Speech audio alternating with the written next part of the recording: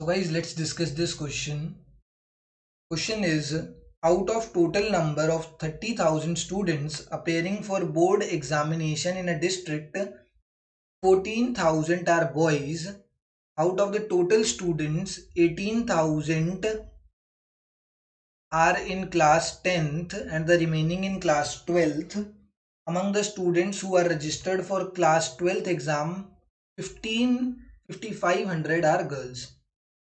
तो ना यहाँ पर मुझे दो चीजें पता लगी हैं कि किस बेसिस पर। पहले तो हम टेबल की डेफिनेशन डालते हैं, सॉरी टेबल की हेडिंग डालते हैं। टेबल हमें बता रही है number of students appearing for board examination, number of students appearing for board examination in a district. तो ये तो हो गई यहाँ की इसकी टेबल की डेफिनेशन। उसके बाद मेरे को क्या दिख रहा है कि ये जो टेबल है सर, ये साफ साफ एक चीज़ दिख रही है, ये टेबल ने दो कैटेगरीज में हमें डाटा दे रखा है। एक तो बच्चों की क्लास के ऊपर कि कौन सी क्लास के हैं, क्या उनकी क्वालिफिकेशन है, 10वीं में है, 9वीं में है, 12th में है, क्या है, 10th और 12th ही दे रखा है। और दूसरा उनके जेंडर के बेसिस पे कि वो मेल है या फीमेल है। तो मैंने दोनों के कॉलम बना दिए, जेंडर का अलग बना दिया, क्वालिफिकेशन का अलग बना दिया। ठीक है, जब जेंडर के बारे में बात करेंगे तो हॉरिजॉन्टली मेजर करेंगे, एंड जब क्वालिफिकेशन के बारे में बात करेंगे तो वर्टिकली मेजर करेंगे। अभी समझ जाओगे, सब क्लियर हो जाएगा। क्वालिफिकेशन में मैंने यहाँ पे लिख दिया, एक तो क्लास 10th है, दूसरी क्लास 12th है।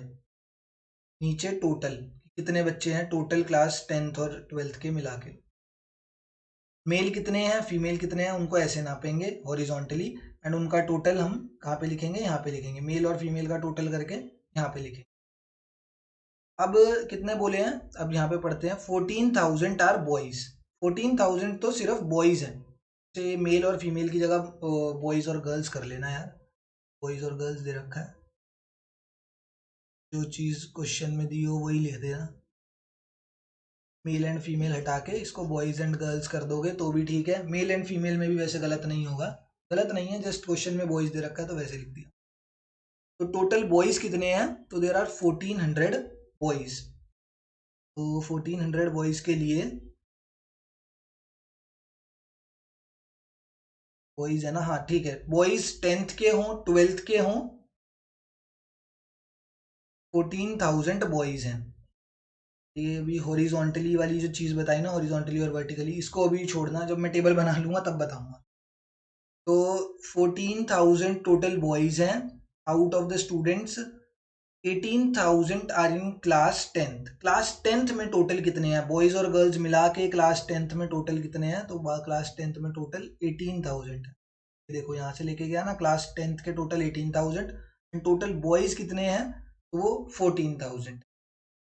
अब आगे और कंपोनेंट्स भी भरते हैं इनके।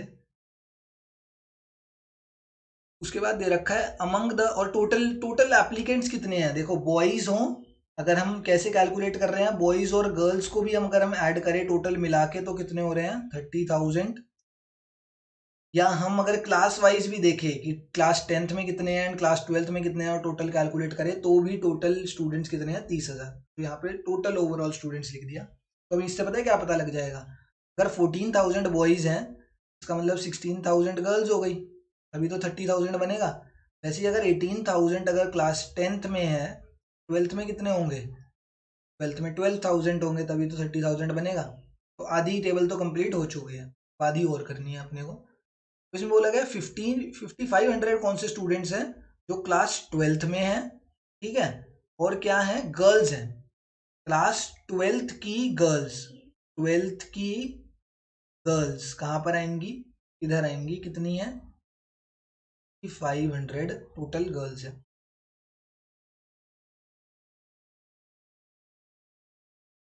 ठीक है, 5,500 टोटल हमारी गर्ल्स है। तो अब यहाँ पे देख लेते हैं, 12,000 टोटल क्लास 12th में स्टूडेंट्स हैं, उसमें से 5,500 अगर गर्ल्स हैं तो 6,500 क्या हो जाएंगे, बॉयज हो जाएंगे।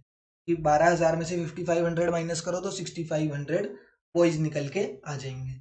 उसके बाद अब इधर देखते हैं 14,000 टोटल बॉयज हैं, उसमें से 65,000 क्लास 12th में है, तो बचे हुए जो होंगे वो क्लास 10th में हो जाएंगे। कितने हो गए? ये हो जाएगा 7,500 ही होगा। एंड यहाँ पर टोटल गर्ल्स कितनी है? 16,000 गर्ल्स हैं, इसमें से 5,500 जो हैं वो कहाँ पर है? 12th में। तो 10th क्लास में कितने होंगे? 10th क्लास में होंगे 10,500।